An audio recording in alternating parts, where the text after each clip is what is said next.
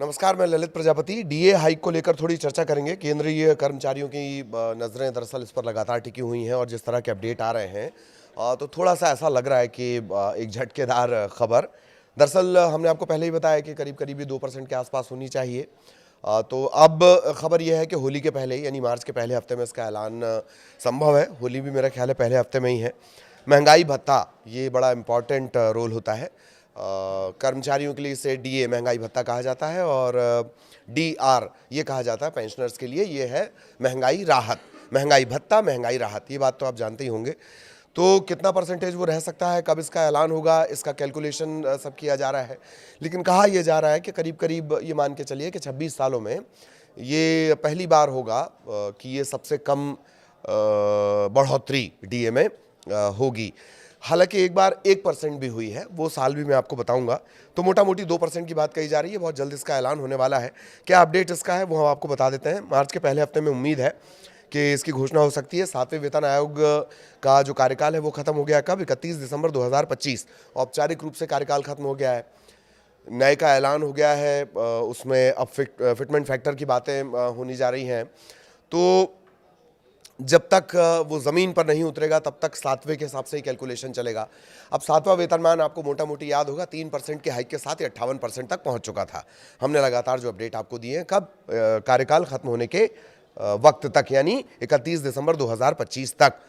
तो 8वें वेतनमान का अपडेट अब धीरे धीरे चल रहा है। हालांकि कहा गया है केंद्र की तरफ से कि थोड़ा जल्दी करिए 8वें वेतन आयोग की जो पूरी टीम है उसे। तो डीए की बढ़ोतरी इन सब के बीच बहुत ज़रूरी है, क्योंकि जो 8वां वेतनमान है उसकी अनुशंसाएं होंगी, फिर फिटमेंट फैक्टर तय किया जाएगा, फिर अनुशंसाएं होंगी, फिर वो सिफारिश करेगा, फिर सरकार उसको अपने बजट पे परख के देखेगी कसौटी पे कितना असर पड़ रहा। उसमें तो बहुत टाइम लग जाएगा। तब तक महंगाई से राहत कैसे मिलेगी? आमतौर पे 2 बार इस तरीके का डीए हाइक रहता है। एक मार्च के आसपास रहता है और फिर एक जुलाई से दिसंबर वाले सेशन में होता है। तो 31 दिसंबर 2025 7वें वेतन आयोग का कार्यकाल खत्म हुआ है। तो इस साइकिल के लिए 3% बढ़ोतरी के साथ डीए 58% तक पहुंच गया था।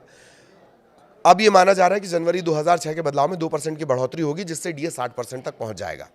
ठीक है, एक ऐसा भी वक्त आएगा जब ये डीए शून्य हो जाएगा। वो कब होगा? जब 8वें वेतन आयोग से जुड़ी जो फाइनल फिगर्स हैं हमारे सामने, जो आंकड़े हैं वो सामने आना शुरू हो जाएंगे। तो अगर ये बढ़ोतरी 2% होती है तो 2000 के बाद जनवरी में देखी गई ये सबसे कम बढ़ोतरी होगी।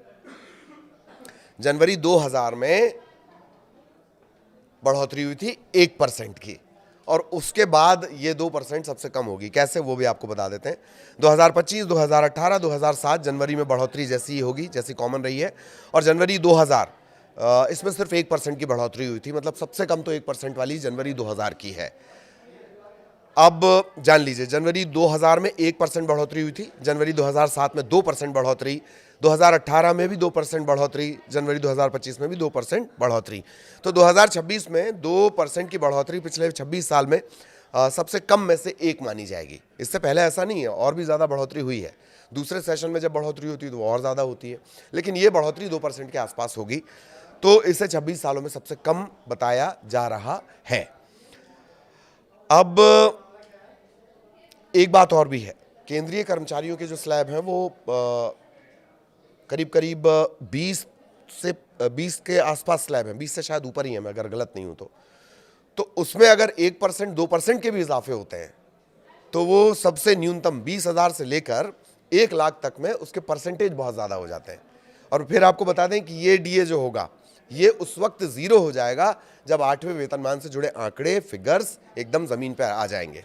ठीक है, 8वां वेतन लागू होने पर डीए का क्या होगा? इसके बाद 2025 में इसके ऐलान कर दिए गए। 3 नवंबर 2025 को जो टीओआर होता है, ये बड़ा महत्वपूर्ण है, टर्म्स ऑफ रेफरेंस, इसे नोटिफाई कर दिया गया है। इसके बाद एक तरह से आप इसे समझिए कि ज़मीन पर काम शुरू होता है। तो अभी स्टेटस क्या है? आधिकारिक वेबसाइट 8cpc.gov.in ये लाइव है, इस पर आप सारे अपडेट दे सकते हैं। अच्छा, ये सब बताने की ज़रूरत क्यों है? इंदौर में फ्रॉड का एक नया तरीका। कोई छोटी मोटी कर्मचारी संख्या तो है नहीं, करीब करीब 1 करोड़ जाती है। 1 करोड़ कैसे जाती है? 69 लाख के आसपास तो इसके पेंशनर्स हैं, 50 लाख के आसपास इसके कर्मचारी हैं, DADR। ठीक, ये संख्या 1 करोड़ के पार पहुंचती है, इन सभी की जिज्ञासा है। इंदौर में क्या हुआ, एक .apk फाइल जो फ्रॉड करने के लिए इस्तेमाल की जाती है, .apk डॉट एप्लीकेशन, ऐसी फाइल भेजी गई, इसमें लिखा हुआ था अपडेट। जैसे ही आप उस पर क्लिक करेंगे वो एक्टिवेट होगी, एक्टिवेट होने के बाद वो आपके मोबाइल को हैक करेगी और फिर आपके अकाउंट को खाली करेगी।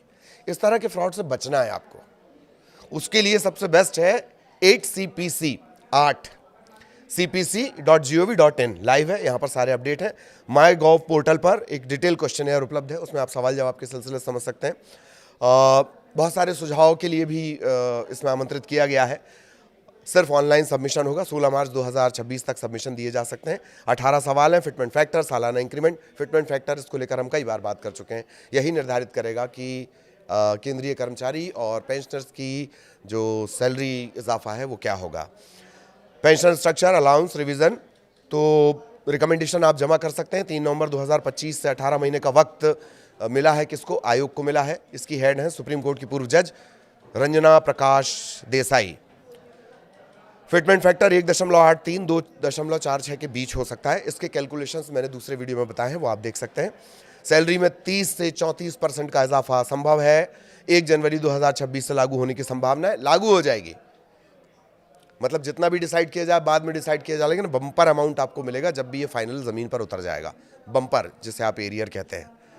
और एक बार नया पे स्ट्रक्चर लागू होता हो, जैसे ही लागू होगा, जैसे मैं आपको बता रहा था, तो डीए रीसेट हो जाएगा, वो 0 पे चला जाएगा। अभी डीए 58% के आसपास है, माना जा रहा है 60% पहुंचेगा। और ये हमने आपको बताया है कि 60% इसके पहुंचने में 2% पिछले 26 सालों में सबसे कम में से एक है। जनवरी 2000 में 1% था। इसके अलावा एक और है, नेशनल काउंसिल एक डिटेल्ड मेमोरेंडम तैयार कर रहा है। कर्मचारियों की मांगों को फाइनल करने के लिए 25 फरवरी 2026 को एक ड्राफ्टिंग कमेटी की मीटिंग होने वाली है। सलाह इसमें दी जाएगी, क्योंकि मंत्रालयों, विभागों, राज्य सरकारों, यूनियन टेरिटरीज, कर्मचारी यूनियन, पेंशनर, रिसर्च करने वाले, शिक्षाविद, ये सब उसमें इनपुट देंगे। इनके इनपुट का बहुत महत्वपूर्ण रोल होता है। तो अगर आप इनमें से जुड़े हो तो आप अपना इनपुट ज़रूर दें। जैसे मैंने आपको आंकड़ा बताया था, 50 लाख सेंट्रल गवर्नमेंट एम्प्लॉय हैं, 69 लाख पेंशनर्स हैं, कुल आंकड़ा ये है। और सभी का फोकस जनवरी जून 2026 डीए पर है, डीए हाइक पर है। अगर ये 2% होती है तो 2 दशकों में जनवरी के सबसे कम बदलावों में से एक ये होगी। हालांकि जब 8वां पे कमीशन लागू हो जाएगा तो ये फिर से 0 पे रीसेट हो जाएगी और फिर ये अगले जो 5 साल चलेंगे उसमें ये हाइक इसी तरह से होता रहेगा। 2 स्लैब में ही होता है, एक मार्च के आसपास होता है, जनवरी मार्च, और एक ये जाता है जुलाई के आसपास। तो अभी जो जिस हाइक के इंतजार किया जा रहा है वो जुलाई से दिसंबर वाला है। अगर ये 2% होता है तो थोड़े से झटके वाली बात है, बट सैलरी स्लैब अगर आप सेंट्रल गवर्नमेंट के एम्प्लॉयज़ का देखें तो उसमें बड़ा इजाफा होगा, 30 से 40% के आसपास। नमस्कार।